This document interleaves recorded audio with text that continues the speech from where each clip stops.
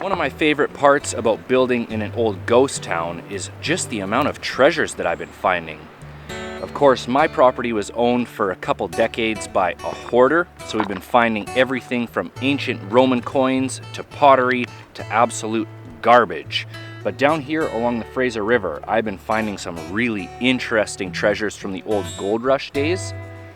The outhouse is coming along really well, but I don't have it far enough to get a proper video together this week, so we're gonna procrastinate work today and go for a little treasure hunt.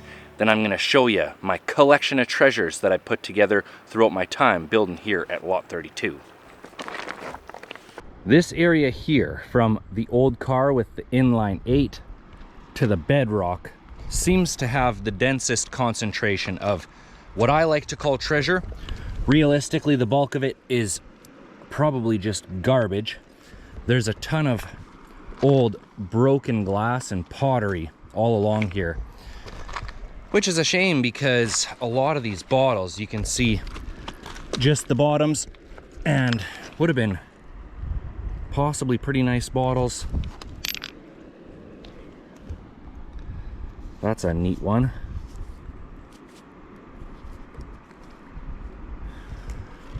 I find very few intact bottles here. What I'm always looking for is bottle toppers. Anything else is just a bonus, and I've found some great bonus stuff so far.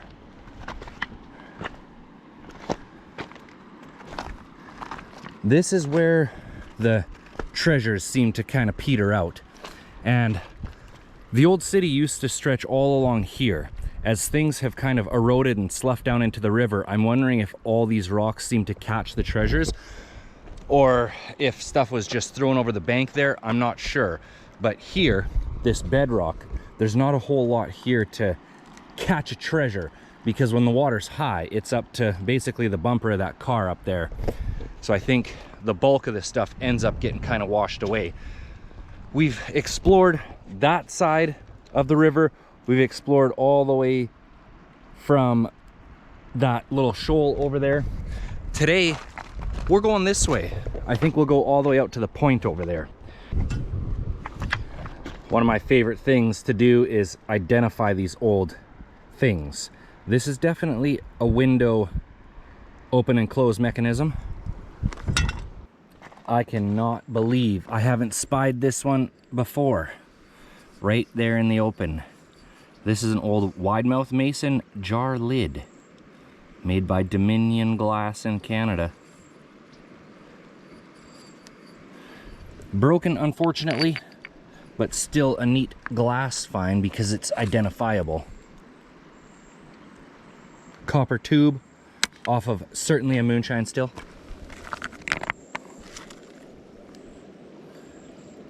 I think that's a valve spring. I found this one several times before, actually, but it's a neat find. This is, in fact, part of an old harmonica. You can see all the reeds would have been in there. Low note here, high note there. Some pretty nice color on that one.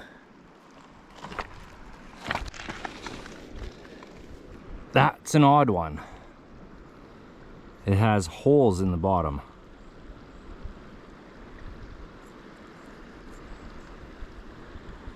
Not too sure. There's not enough of it there for me to even start to identify. But hey, if anybody knows what any of this stuff is, please let me know in the comment down below. Here is a perfect example of how well things blend in. You can see this bottle because it's obviously in the shape of a bottle, but it's the color of all that silt.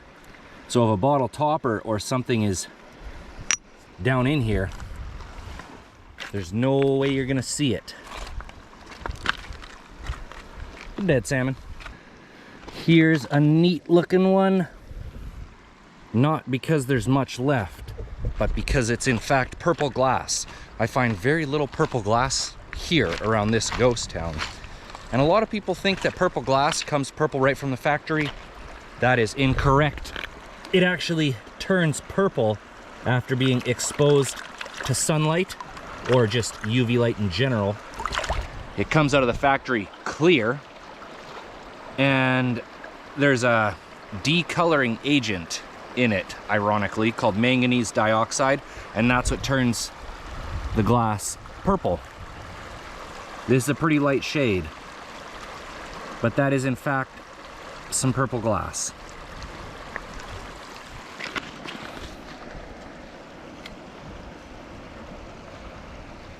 Some kind of a lid for a teapot or something, maybe. Look at the pattern on that one. Almost everything that I find down here, I leave down here, but typically I put it up on top of a rock or something, and there's all these little trinkets and treasures stacked up on rocks. Here's one that I found before that I couldn't justify keeping because it's broken, but look at how nice this would be to find intact.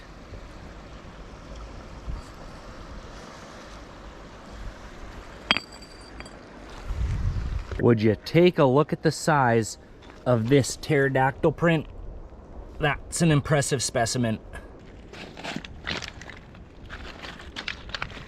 One of the main reasons I wanted to walk this direction is because there's a whole section of this old ghost town that I haven't mapped out yet. Up above me right here is this big flat plateau. It's about 70 feet lower than up where the lot is. Somewhere over here is the old ramp where they would, I don't know if they would dock the old paddle wheelers, but this is where the paddle wheelers came in and people would get on them. Very curious to do some poking around there, because if there's any place to find some lost treasure, it's right where people got on the paddle wheelers. That's odd. Look at all these nails here.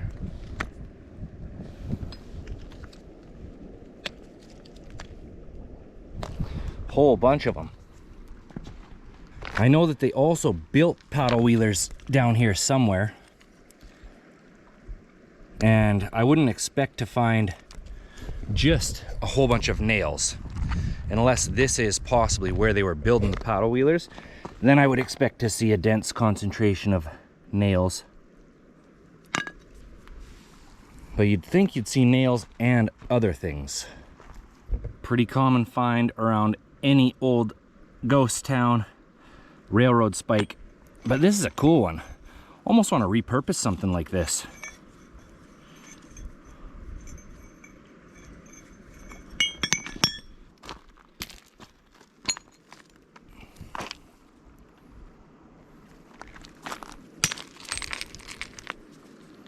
That's solid, some kind of shaft. Same with that, broken piece of a shaft.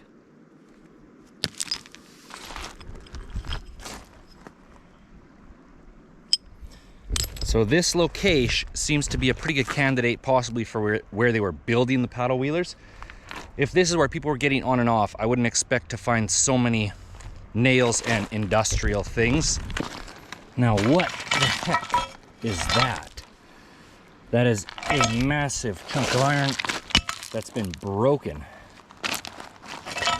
right off. That's pretty crazy.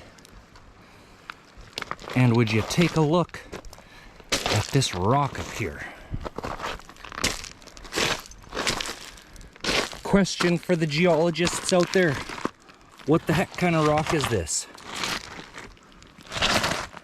Awfully dark. I'd love to cut that in half.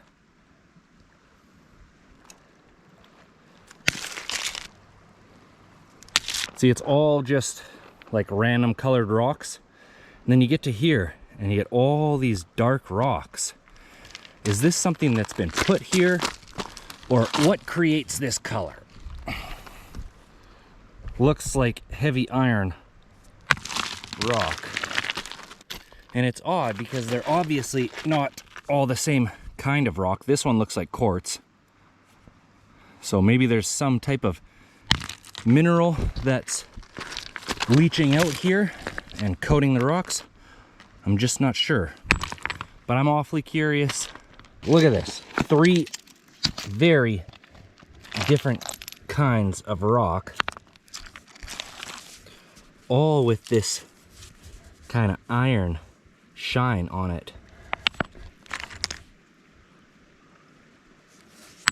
it's always cool to find a rock with a natural hole in it, but would you take a look at this one? And how does something like that even happen? If you like looking at rocks, you picked the right episode of Destination Adventure. If you're here for the treasure, be patient. I promise it's coming. But how do you just walk right past these rocks? Take a look at that.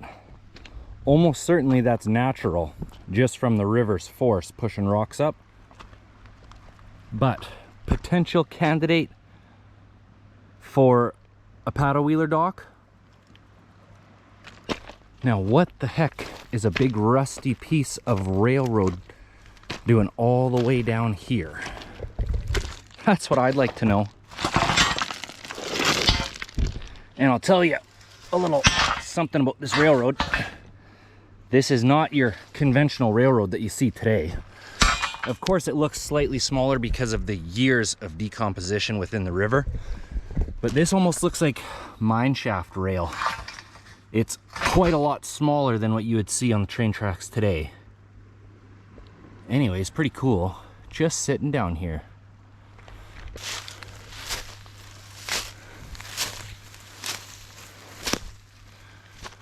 Interesting. It looks like this whole hillside is sloughed down. I would love if somebody could identify this berry. I'm a pretty big advocate of the try a berry and then spit it out method. These taste just like grapes.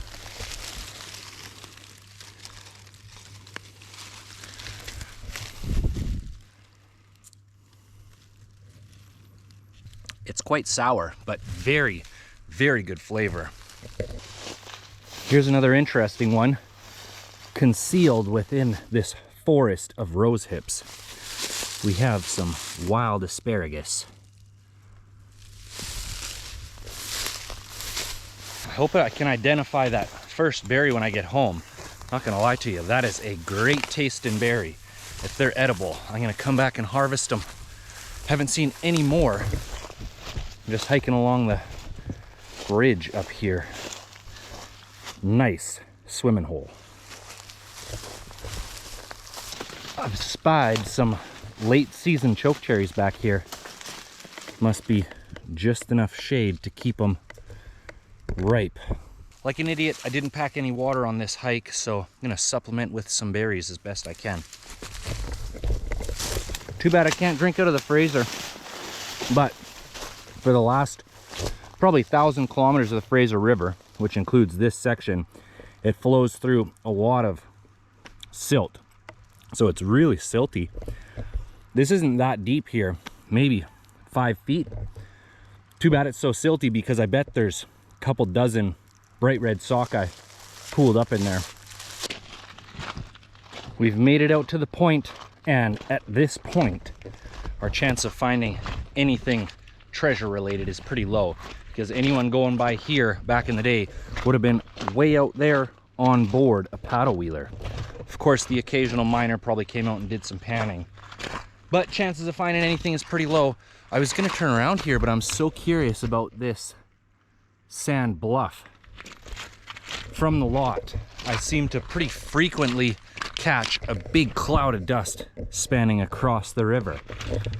It's possible that it's just a gust of wind blowing it across, but I think it's sections of this bluff falling, or I don't know if you call that calving, like a glacier. But since we're up here, I'd like to take a closer look. Is it too soon for salmon eggs to be hatching? Look at all these tiny fish by the thousands in this little pool. I think it's entirely possible that those are salmon fry. Almost went for a swim right now. Check this out. Beautiful sandy beach right here.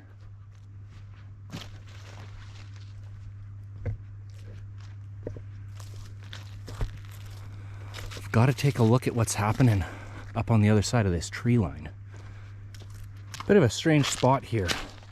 You can tell that at some point through the year, a tremendous amount of pretty fast moving water comes through here.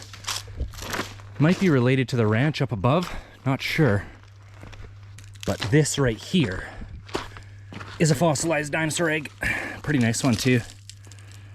Yep. Wow, look at that. That is incredible. Look at this little black bear print. Yeah. 20-toe black bear right there. Seen it before. The Fraser River is a neat place to explore because it has played a role in basically the entire history of human beings being here in British Columbia. So anything you find can be dated back to a multitude of different eras, going back thousands of years to First Nation stone tools, right up until things that people lose hunting or jet boating today. But basically anywhere you go on the Fraser River, you have the potential of finding something. For me today, I think that this beautiful little sand beach on the other side is going to be our highlight. It's almost time to head back. But would you take a look at that big silt knoll sticking up out there? That's pretty cool. Yeah, vultures are starting to circle over. They can see I'm running out of power. Didn't plan for this heat today. It's been so smoky lately, it hasn't actually been that hot. Today the smoke kind of cleared up and it's just sweltering out here. Time to mosey back to the lot. Though I thought we'd find at least one notable treasure on this hike, nevertheless, I have some great stuff to show you back at the lot. All right, let's get into some treasures. And I am so excited to share these with you guys. It's no secret that a video like this is more or less fill content because I don't have the outhouse ready, but I am way more excited to share with you these treasures than the outhouse, though I am really excited for the outhouse to just be done. But let's get into some treasures. I'm gonna show you these things and teach you what I've learned about them, but just to be clear, I'm certainly no expert. These are just things that I've learned from personal research after finding the items. But we do have 3 bottle toppers. These are what I look for every time I'm down there just because they're a neat thing. They don't really deteriorate. They do get scuffed up and cloudy from being in the river, but it's kind of just a beautiful yet neat piece of history. I have 3 of them. I thought I was going to end up finding way more because the first 2 I found on the same day, and then Emmy found this one. Unfortunately, it's broken, but we haven't found one now in several weeks. This one I have not yet been able to completely identify, but I'll tell you what I think it is. I think this is out of a brass hookah. Not really sure, but I just can't figure out what else it could be.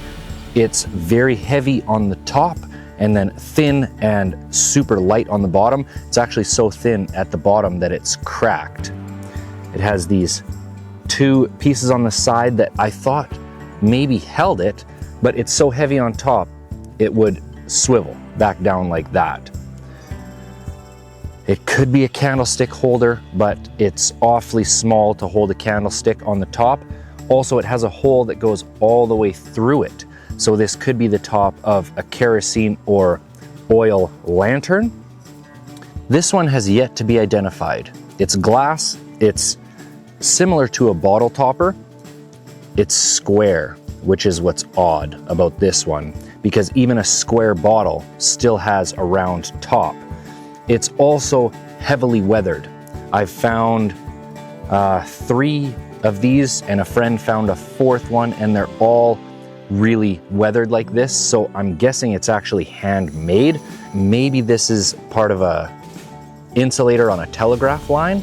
Not really sure, haven't identified this yet, but the complete ones are about this long, and then they look like they could have had something on the end that has been broken off.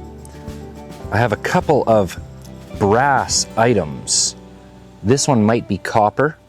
I think it's brass, but I have this, I think it's off suspenders or a belt maybe, but it's a tightener. It's not a clip. It's the piece that goes in the middle and you can tighten. You know what I mean. If it was iron, I wouldn't keep it, but being brass, I don't know, it's pretty cool. And then I have this ring as well. Not sure what that one's off of. They could also be horse tack, but I'm hoping I can shine these up somehow. Might just leave them oxidized. Don't really know yet. This one I really enjoy because it's actually dated. I think this is the official forest and lands of British Columbia. So it's a tag for somebody who's logging or mining or something like that, I believe. But it's dated 1915. The tag number is 9062. But it's made out of aluminum, it's perfectly legible, and it's just a neat piece of history dating back 110 years. Pretty incredible. This next one took me longer to identify than I would like to admit because it in fact says what it is right on it. But this is a Fisher double case lighter. This is the bottom case, has a neat little ornate design on it. Again, I believe this is made out of brass or possibly a brass alloy because it is in an advanced state of deterioration. But on the bottom, sure enough, it says Fisher double case. Took very little research after reading that on the bottom to identify what this was. I almost couldn't justify keeping it because this isn't that old. It goes back to the 50s to 70s, I believe. So it kind of post-dates the gold rush ghost town that was down here, but there's been people occupying this area all the way through, but the bulk of the people were gone by the 60s. This one was easy to identify as soon as I picked it up. This is a copper lipstick tube. Pretty common find if you're into metal detecting because these things throw a killer signal on the metal detector, but this one was sitting down there at the water staring right at me. Pretty oxidized and a couple of big dents at the top, but nevertheless, kind of a neat find, especially because these old towns used to have brothels and all kinds of things happening. Ladies' lipstick tube. If you watched the clean out of the old root cellar, the to-be outhouse hole, you will have remembered me finding this key tag. At the time, I had never heard of Mustang Ranch.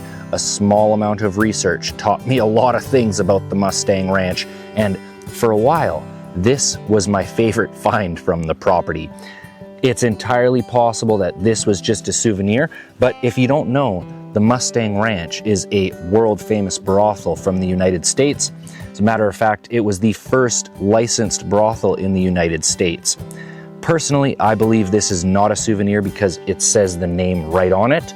I'm not going to tell you names or stories, but there's been quite a number of Destination Adventure viewers that have reached out to me with stories that have visited this ranch and that have these key tags that have been passed down over the generations, and mine is the only one that has a name on it. It does have a couple keys on it. One's a Chrysler and one looks like maybe a lock key or something like that.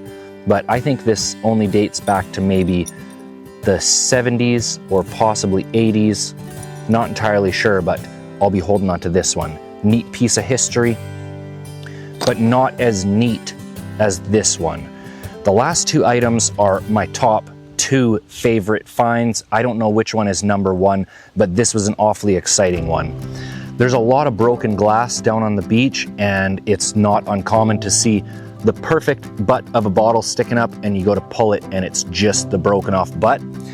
I pulled this one out of the mud and I couldn't believe it was a complete bottle, and I jokingly said, bet that's an old Coca-Cola bottle. Gave it a wash in the river and sure enough, out came a perfect condition Coca-Cola bottle. I've never been really a bottle person, so I didn't know anything about this, but there's enough here to really narrow this thing down, and I'll tell you at least what I've learned. This is what's known as a square-sided bottle.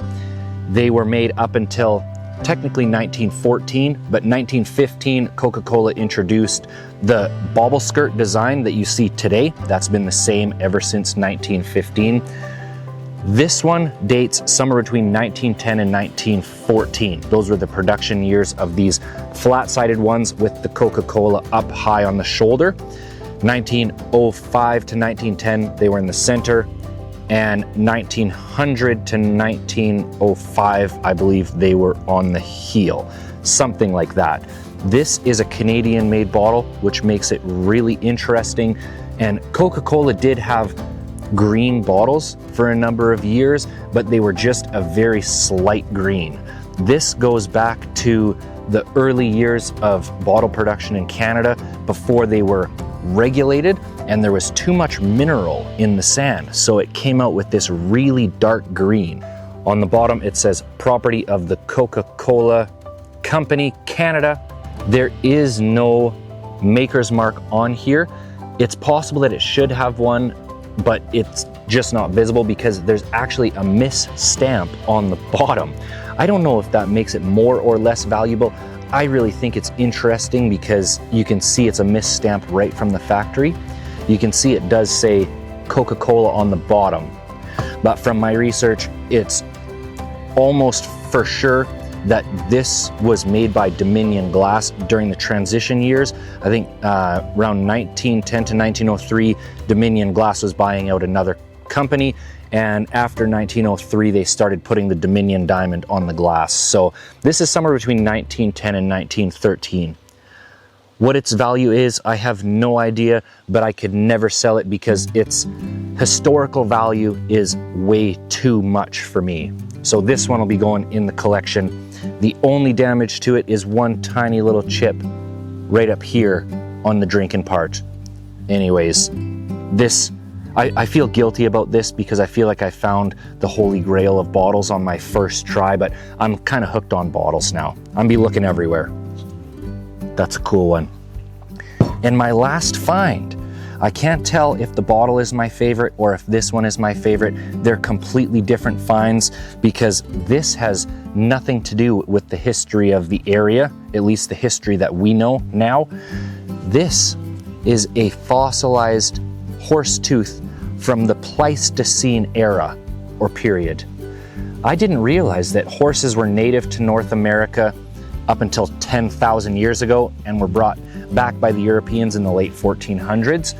I picked this thing up thinking it was just a regular old horse tooth, but the color is a dead giveaway, the weight is a dead giveaway. And if you knock this on something, that thing is solid. That's solid rock. Even has the roots. Pretty incredible. I guess I could send this off to a lab and they can exact date it or at least narrow it down. I don't really care exactly how old it is, but the fact that this thing is between 10,000 and 2.5 million years old, that's pretty darn cool. So that is my treasure collection. I hope to soon get a metal detector and just continue to add great items to my relic collection, but I feel awfully lucky to just have found these incredible things so far just walking on the beach. I hope you enjoyed today's filler episode, but most of all, thanks for watching, everybody.